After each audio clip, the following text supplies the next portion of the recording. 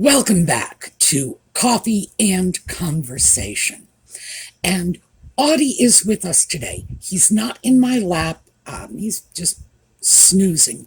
But he's snoozing only a few feet away from me. And that's important because I didn't want to do this topic without having Audie in the room with me. Because some of this is pointed directly at you. Here he comes. Yep, that got his attention. I thought today we would talk about some of my very favorite royal ladies, both living and fairly recently deceased. So that's what we're going to get into when I come back. And in the meantime, he was about to jump into my lap, but he wandered away. Who knows? Maybe he considered my little warning to be a little more threatening than he would like. Yeah, we'll see how you like it when I get into the topic. Okay, when I come back.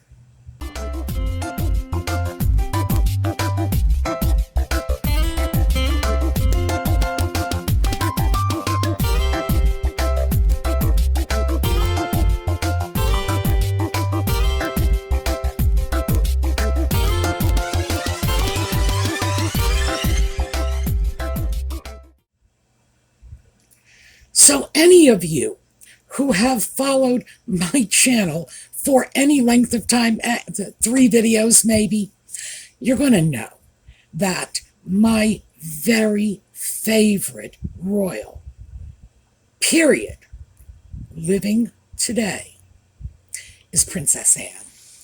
I think she is amazing. And of course, I titled this video, Not Bloody Likely, which will resonate with our British friends. But for our American friends, let me say one of the most impressive things about Anne is when she was just a young woman, I think she was about 23, there was an attempted kidnapping.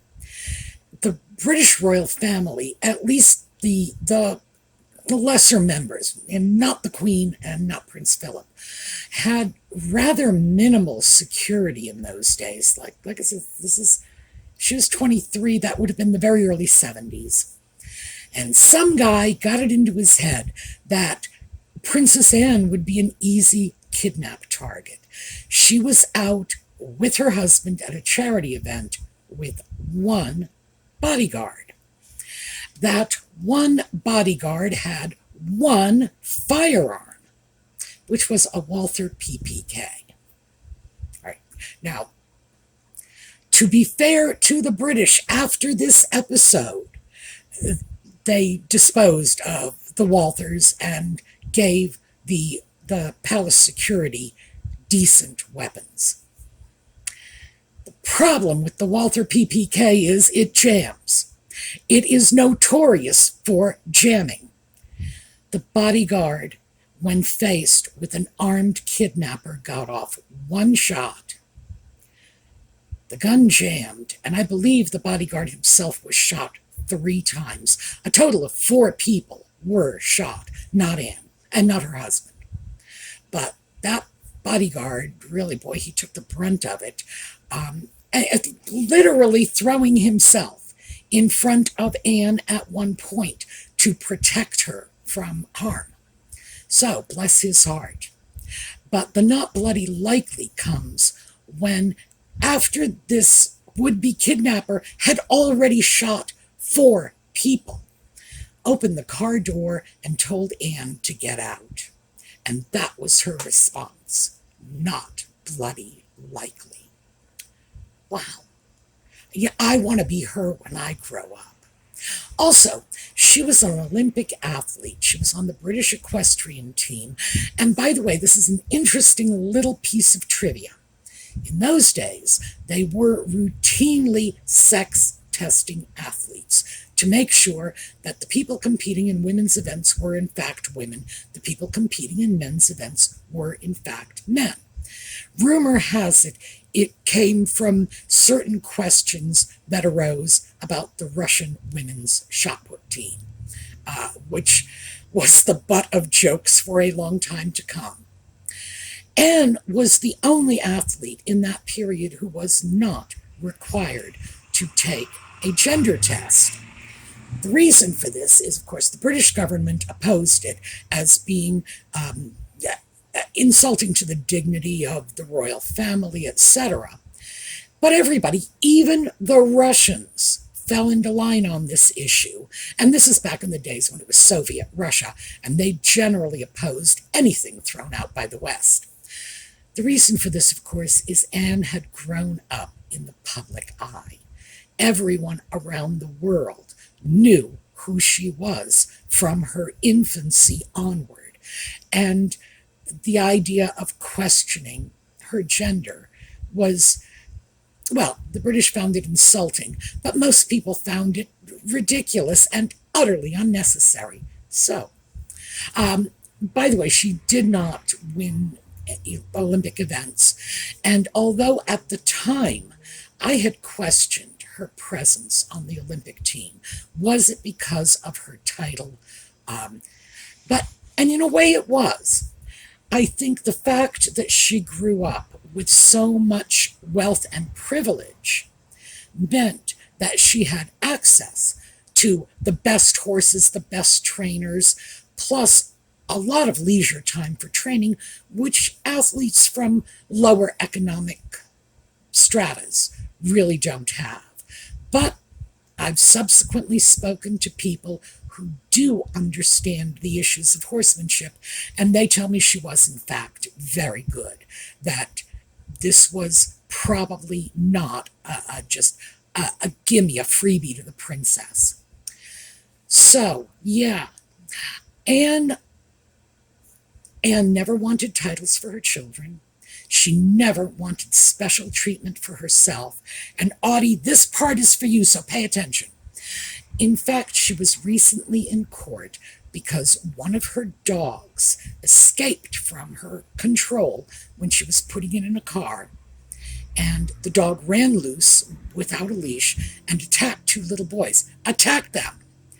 Anne said the dog did not have a malicious temperament. See, she thought her dog was good.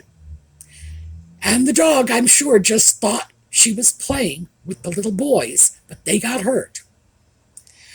So the children did get hurt. She was charged with a violation of the Dangerous Dog Act. She insisted she wanted no special consideration. She was found guilty, by the way. She had to pay a fine. She had to pay court costs. She had to pay damages to the families of the two children. I believe it was one family, two brothers, who were attacked. They were not injured, by the way. They didn't even require stitches. So this is not a story of children that have been hurt. This is a story of pets who play with other people's children without permission. So that's Audie's little lecture here. But that wasn't the first time that Anne appeared before the courts. She had been charged with speeding on a number of occasions and even had her driver's license suspended for, I believe, a month at some point in the past. She never used her privilege to get out of any of this. And a speeding ticket is the sort of thing that most people don't even consider a big deal.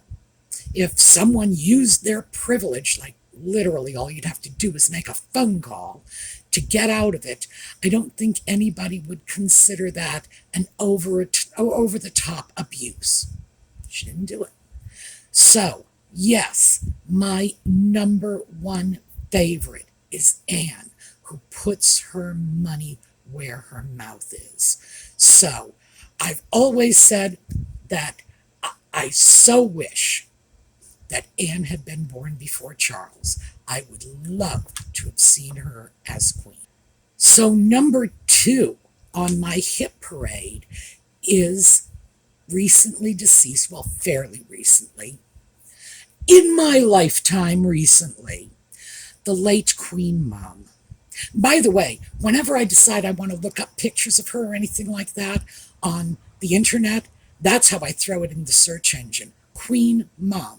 And bang, Elizabeth, the Queen Mother, comes right up. So she is very affectionately known by everyone as the Queen Mum.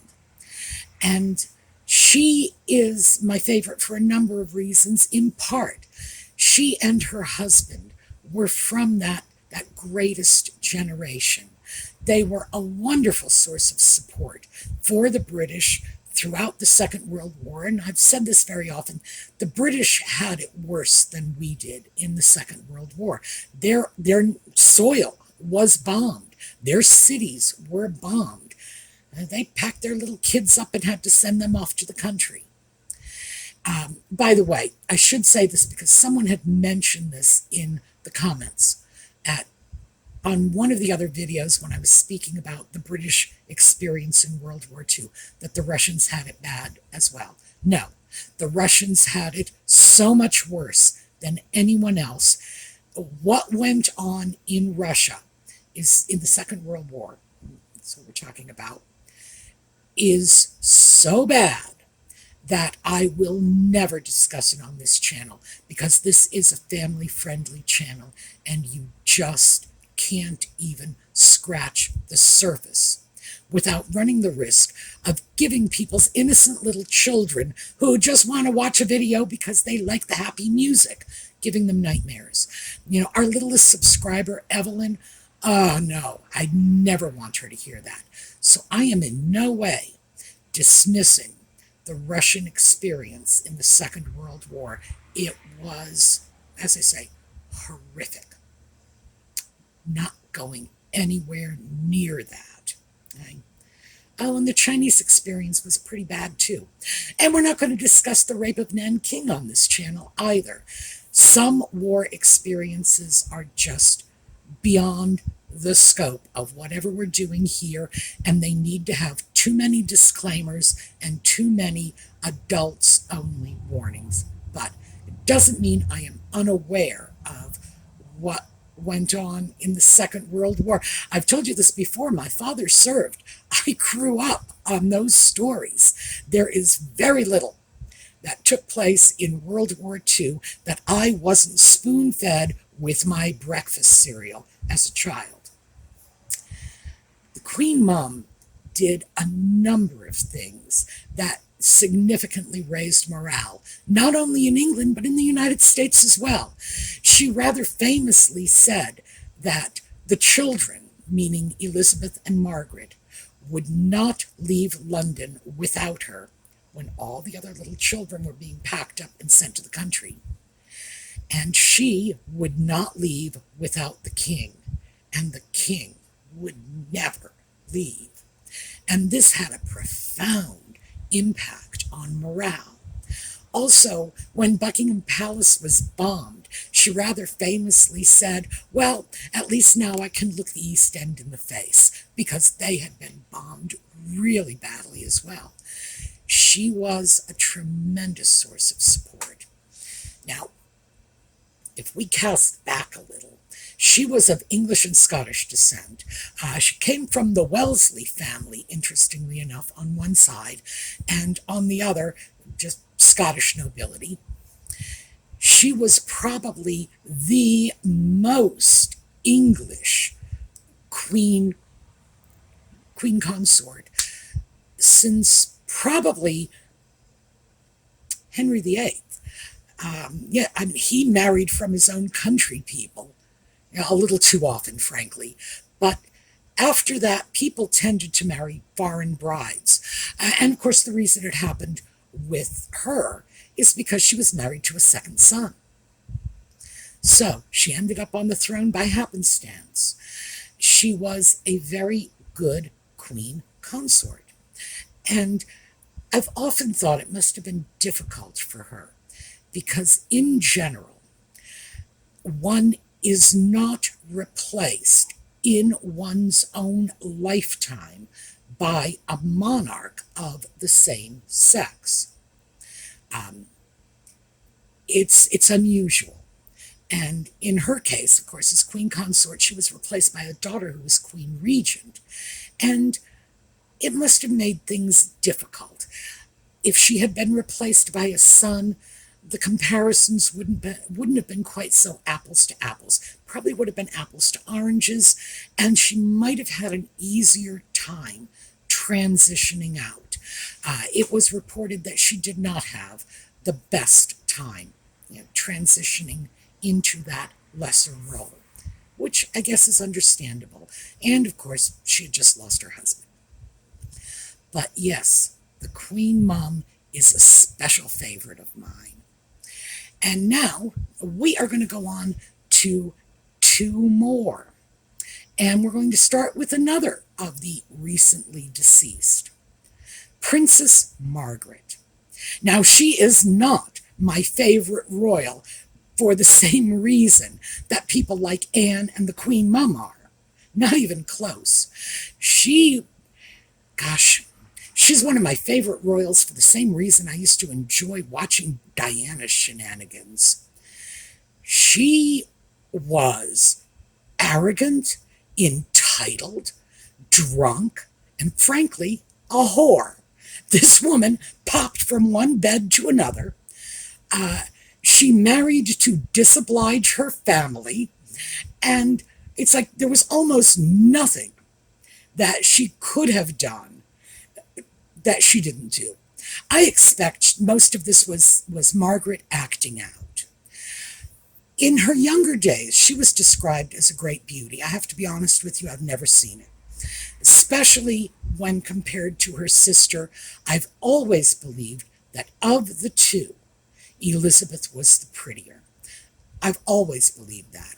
I never saw that Margaret was anything more than just a pretty young woman.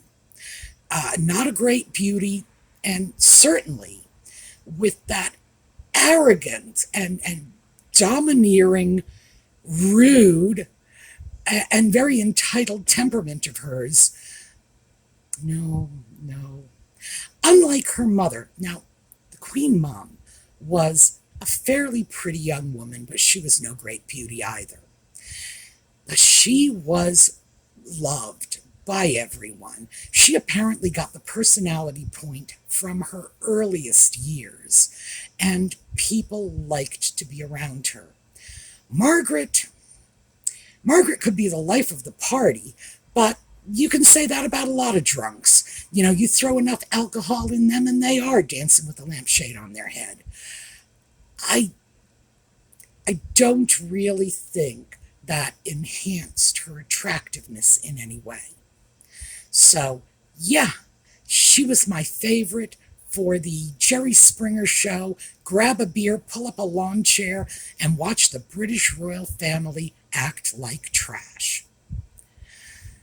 And in the same vein, living, Princess Michael of Kent. What a monster she is. I love her. She is the daughter of a Nazi. There's no two ways around it. Her father was an SS officer. She has written at least one book on eugenics. The woman has some really, really serious problems. She's often claimed that she was more royal than anyone in the British royal family, to which Queen Elizabeth had famously replied, well, sounds like she's a bit too grand for us. The woman is a racist, a eugenicist. In every possible way you could look at her, she has some really unpalatable eccentricities.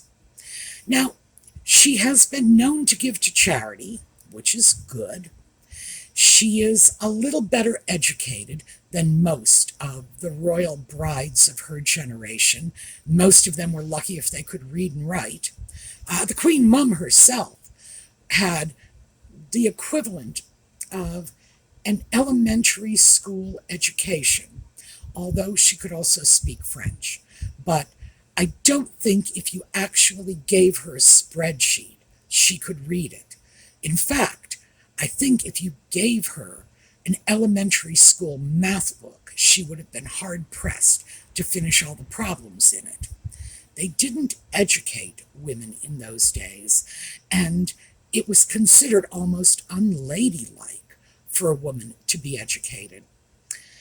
Princess Michael is a little more educated than most, which is to say she has some education. For the most part, they are remarkably poorly educated as a group, and I've often wondered if one could actually sit down with any of them and have a meaningful conversation on some topic that wasn't the royal gardens or the latest fashions. Be that as it may, I love Princess Michael for the same reasons I love the late Princess Margaret, because they are just so awful. They are funny. Both of them funny. They are laughable in their preposterous pretensions, bizarre eccentricities, and they're living, well, Margaret was, Princess Michael is, living in a long past time when that royal title actually meant you were important. So yes, those are my favorite four. I'm not going to get into the Queen. I can't really. She will always be my very favorite.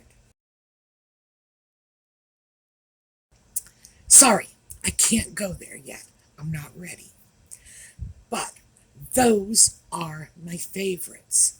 I think in many ways, people like Anne bridges the gap between that greatest generation and the modern times, just like the Queen Mum bridged the gap between the Victorian era, and she was born at the turn of the century, and the modern 20th century. I think they each in their own way did, and in Anne's case, do bring some important and necessary values from the past into the modern era, and still, they are modern people. The Queen Mum was a modern woman. She was a modern woman in the 20th century. She was a modern woman in many ways, right up to the end of her life. She changed with the times. She moved forward. I see Anne doing the same thing, changing with the times, moving forward. And in that sense, I think they are role models. I think they are in their own ways iconic. Princess Margaret, Princess Michael, I think they are cautionary tales. I think it's wonderful that they exist because they're so amusing, but they remind us in the final analysis that no matter how many titles and how many privileges these people have, at the end of the day, they are still human beings. In Margaret's case, she was a lush. No two ways around that. Oh, and a chain smoker. A drunken chain smoker. Princess Michael, a racist eugenicist. That no family is immune from, the dotty old aunt somewhere. Lord knows, I got a few dotty old relatives in my family, too. In fact, I may well be one of them for the younger generation. But they have their purposes as examples. In the case of the former, in the case of Anne and the Queen Mum, good, positive role models. In the case of the latter, Margaret, Princess Michael, cautionary tales. This is what you shouldn't do if somebody has put you, for whatever reason and in whatever way, in a position of prestige. Learn to behave better.